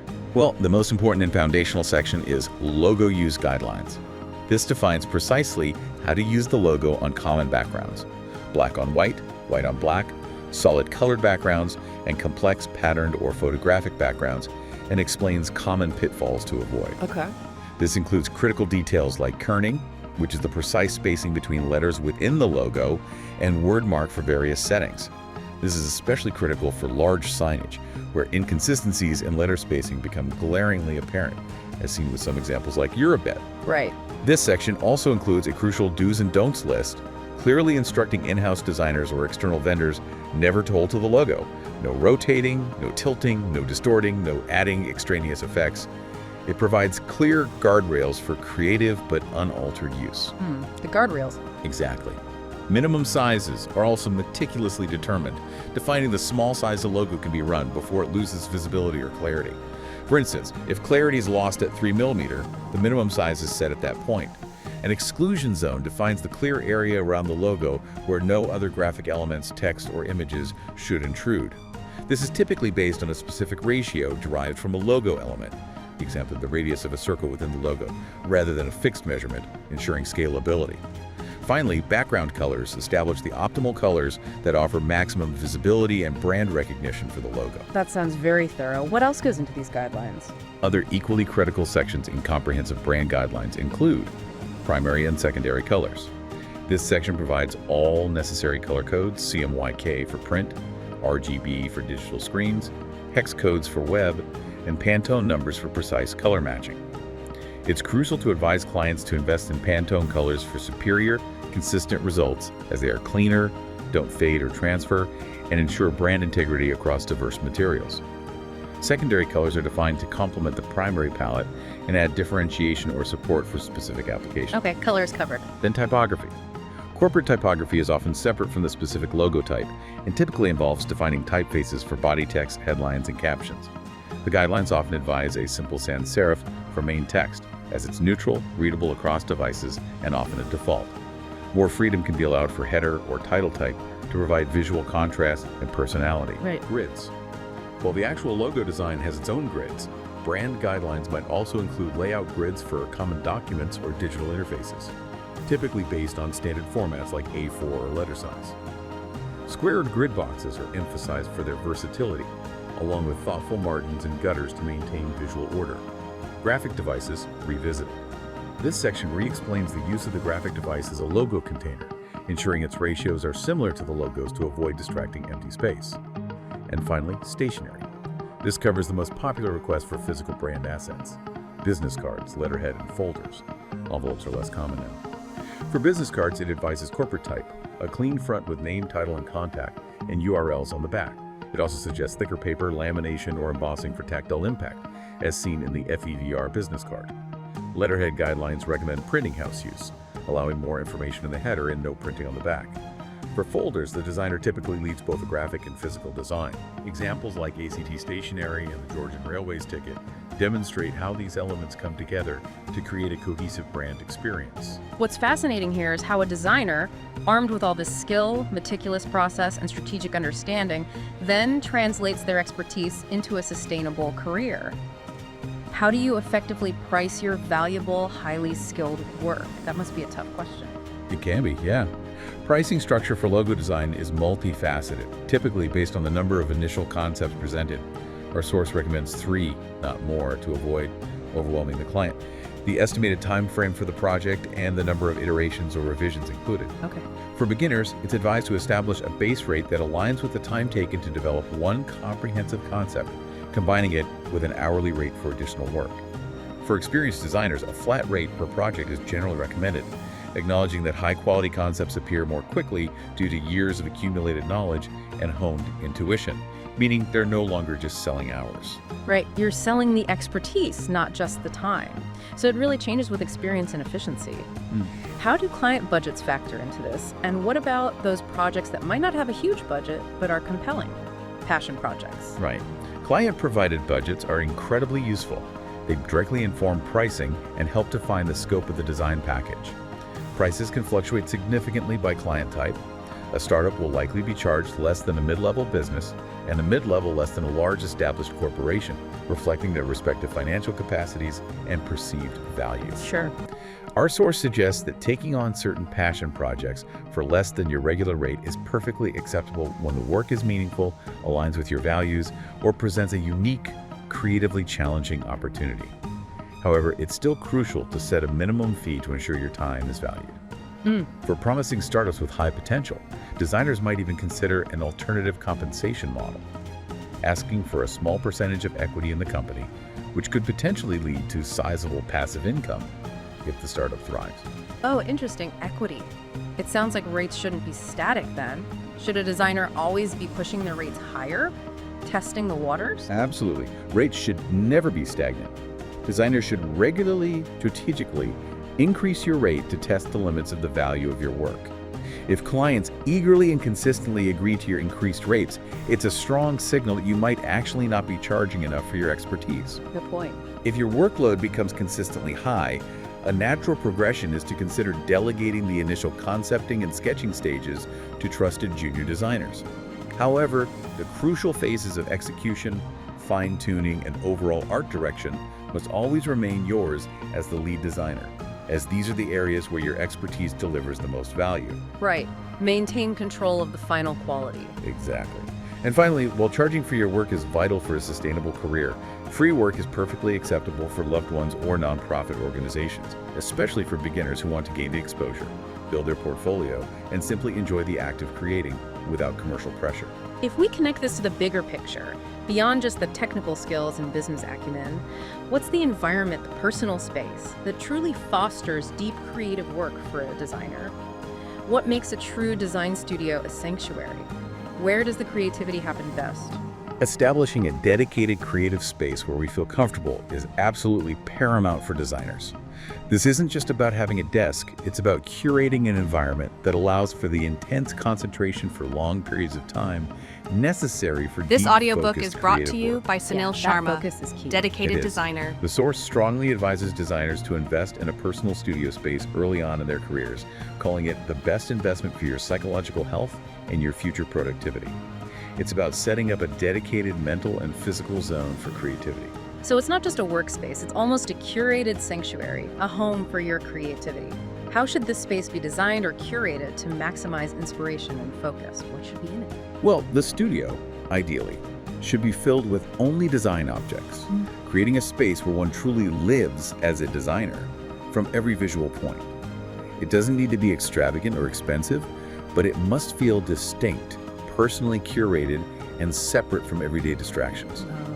The key is to surround yourself with elements that constantly inspire you, reinforce your passion for design, and remove any elements that might hinder focus. It's about consciously shaping your physical environment to support This your creative audiobook mental is brought state. to you by And what Sunil about the Sharma, essential physical dedicated tools designer. within that sanctuary?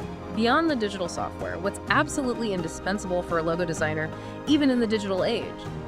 The basics. Even with all the power of digital tools, a designer needs a healthy supply of their favorite physical tools. The essentials are straightforward but critical. High-quality pencils, a reliable sharpener, plenty of sketchbooks, and versatile tracing paper. These 4 items are fundamental to the analog brainstorming and refinement process. Right, the core toolkit. Yeah.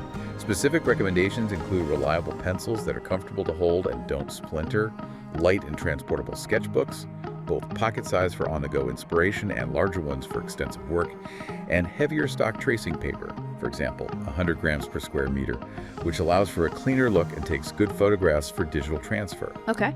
Beyond these tangible tools, the source beautifully adds that surrounding yourself with music and art you love ensures the design studio truly becomes your This creativity audiobook home, is brought a to space you where by Sunil inspiration Sharma, flows freely. dedicated designer. This is vividly illustrated by examples of George Bokhua's personal studio, complete with his library and painting room, showcasing a holistic approach to creative environment.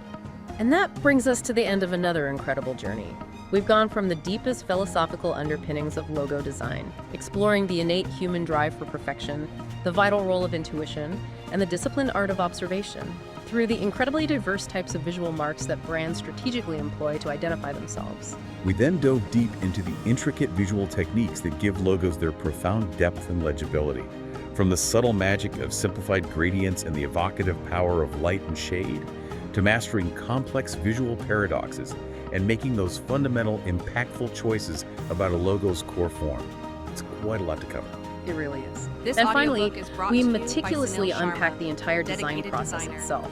From the initial spark of concepting and the liberating stages of sketching, through the crucial technical phases of digital execution, the invisible architecture of gridding, and the precision of type lockup.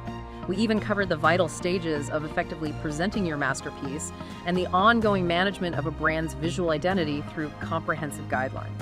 What you've explored with us today reinforces, unequivocally, that effective logo design is a profound blend of art, science, deep intuition, and a diligent, iterative process that demands relentless refinement. It is, as we've seen, far, far more than just a simple image. Indeed.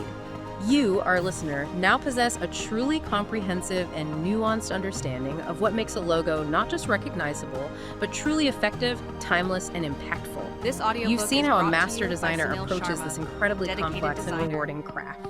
So the next time you encounter a logo, whether it's on a business card you receive, an app on your phone, a billboard on your commute, or a subtle mark on a building, I invite you to pause. Ask yourself, what unseen paradoxes might be subtly at play within that mark? What rich history or strategic intent is it quietly hinting at? And how many hours of patient sculpting, meticulous refinement, and disciplined visual exploration truly went into creating that seemingly effortless, iconic symbol? And with that brand new lens, that heightened awareness,